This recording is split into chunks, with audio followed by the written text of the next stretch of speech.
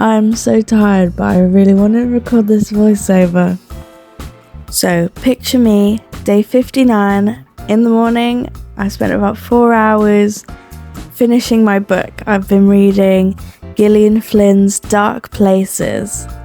And I finished my book, and I'm like, wow, I have so many thoughts. And so this video idea was born. So basically it's going to be like a little book review. I'm trying something different. Usually when I finish a book, I'll just like make notes somewhere and then my notes just disappear. My notes for Sharp Objects by Gillian Flynn is written on the back of a receipt and in, I don't know which, but in one of my old notebooks. So this is just like my audio notes of what I thought of Gillian Flynn's Dark Places. Wow, transition. Also, spoiler warning, even though I don't think I'm going to spoil anything. Okay, just to start, Gillian Flynn, oh my god, she's so good. But I already knew that. She wrote Gone Girl, and before that she wrote Sharp Objects and then Dark Places, I think in that order. And I've read Sharp Objects already, I've already mentioned it, it's so good. And Gone Girl, speechless. She's like really good. So I had like kind of high expectations for Dark Places, but definitely think I think Gone Girl is definitely more thought through and like her best work that I've like read so far anyways. So I really loved the vibe of this book. It felt very like true crimey, like it was like believable that it could have been like a real true crime case. And I know Gillian Flynn does a lot of research, and yeah, it just feels really seamless and believable, especially like she understands how to write what it's like to not have very much money, like talking about how the girls grew up and well how how Libby grew up and how she became her in present day. Like she grew up to be difficult and stubborn and like a klepto. I think that was a really fun trait to have her have throughout the story. And in general, I think a lot of the decisions by the characters were very believable. With Ben especially, it was like it's harder to be like, oh, okay, he's kind of weird and he shouldn't have done loads of things that he did, but like understanding that he was kind of like trapped in making those decisions, I think that's really interesting. Knowing that he probably could have just walked away, probably, I don't know, but then knowing that if you were in that situation you probably wouldn't have, like Ben. So as usual, Gillian Flynn makes the best main characters. Like she does a really good job at making like fun, complex characters. Like I feel like they're realistic. Like I feel like I'm not as crazy because, you know, like when you read, you're almost in someone's thoughts. And so when I was reading Libby, I was like, oh my god, I relate to you, girl. With Libby, she's very cynical and stubborn, and the way she thinks, like you can understand why she thinks like that. Oh yeah, I forgot to mention that I'm drawing Libby and Ben like how I imagined them. Like straight away after I finished the book, I looked up if there are any like adaptations, and there was. And the film for Dark Objects, the casting's like awful. Bloop, bloop, bloop, bloop, bloop, bloop, bloop. Transition. Characters.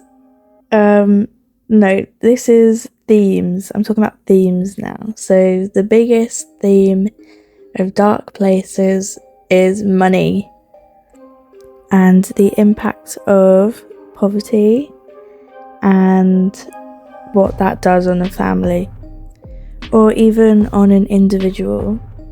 And personally, I think there should be more, or at least I don't read any, but I don't really see any books that are between the rich and the poor.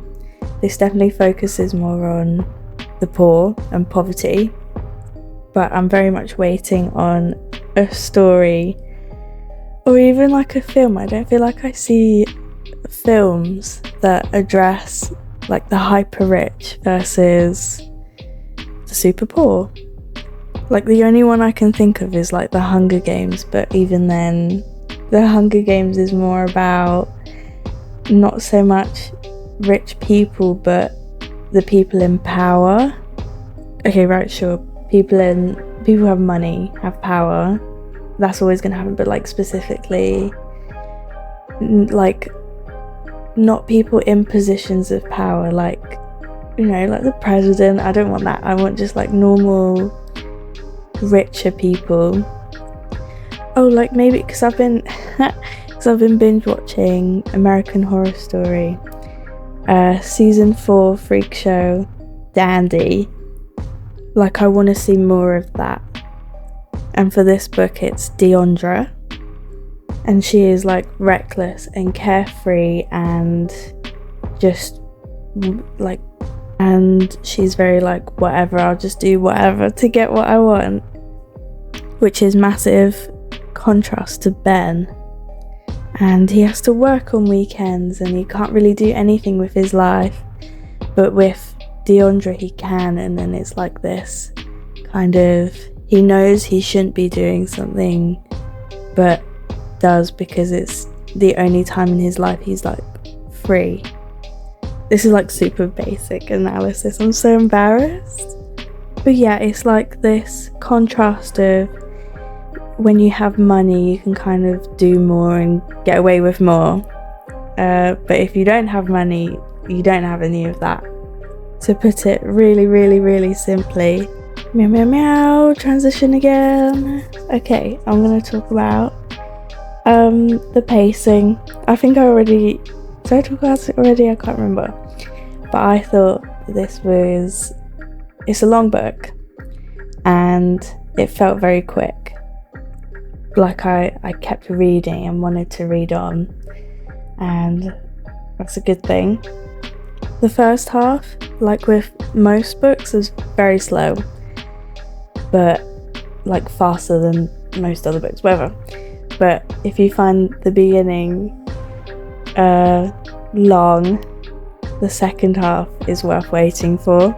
But even then, throughout the book, I just wanted to know, I was like really desperate to know what happened to the mum and the sisters, because it was very violent and I was like trying to figure it out in my head. I was like, oh, what could it be? And I was like so sure in like 3 different points in the book that Ben did it. But then it was like, oh, how could he have done that? And then I was like, what if Libby did it? It was like, I can't remember what it said. She's like 8 years old or something. 6 years old? Oh yeah, it's definitely Libby. She did it. Possessed by the devil. Because that's what it was like set up to be in the first half, which I thought was quite funny. I was like, oh no, where is this going?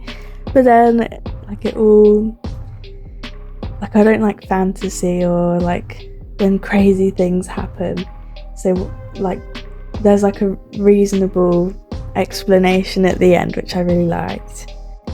Bing bing. Okay, weaknesses. Well, I think the ending was a bit, I just don't like endings, like it felt abrupt. I think there could have been a bit more on what Libby was going to do with the rest of her life. So I was just like, oh, please, I need to know more. But I think that just comes from me really liking that character. Number 2, the beginning was very slow and I really wanted to get through it. So, but even then, that's not really that big a weakness.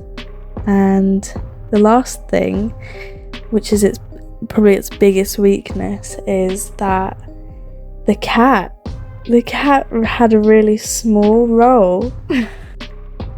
The cat needed a bigger role, I think. I can't even remember what its name was, but I was like, oh, I want to know more. She basically neglected it at the beginning, and then heard from the cat again in like the middle of the book, like towards the end, and then that was it. I'm not actually sure what the cat was supposed to represent. I think I might have missed that. But if it was supposed to be like, what do they call it? A means to show what Libby is like, you know, like through like treating other people, like treating animals, then it's done. Like, okay, fair enough.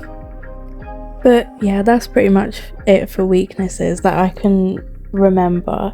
So I think all the problems I had were towards the beginning, especially the first paragraph. I had to reread it so many times because I didn't realise that that Day was the last name, which I definitely could have known from the blurb, but whatever.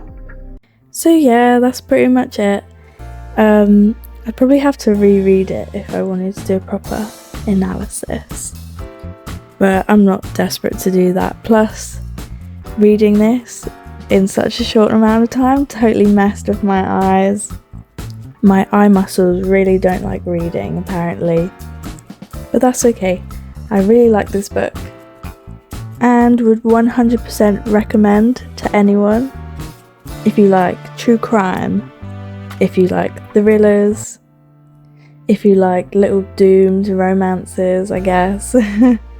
Just like murder mystery, classic whodunit. If you like those, then this book is perfect. Plus, Gillian Flynn is a genius. Anyways, thank you if you're still watching. If anyone knows any books that are like dark places, please DM me. I keep getting like recommendations for like Colleen Hoover, and I can't do it. I'm like so over those kinds of books, I think. From what I understand Colleen Hoover to be, it's just like The Fault in Our Stars but edgier. And The Fault in Our Stars was like enough for me at the time, and I can't read more books like that. It's not my thing. Also, let me know if anyone wants me to make more videos like this. It's like good to know, but I don't think I will do it for a very long time. But yeah, that's it. That's all I wanted to say. Thank you for supporting me. I hit 1,000 followers on Instagram a little bit ago, and like, wow, that's crazy to me. And so if you know me from Instagram, thank you. But yeah, as usual, I have all of my links in the description. I have a Ko-Fi page. I have a couple of illustrations for purchase, and you can donate. My Redbubble is also in the description, and I have a couple of sticker designs and prints on there too.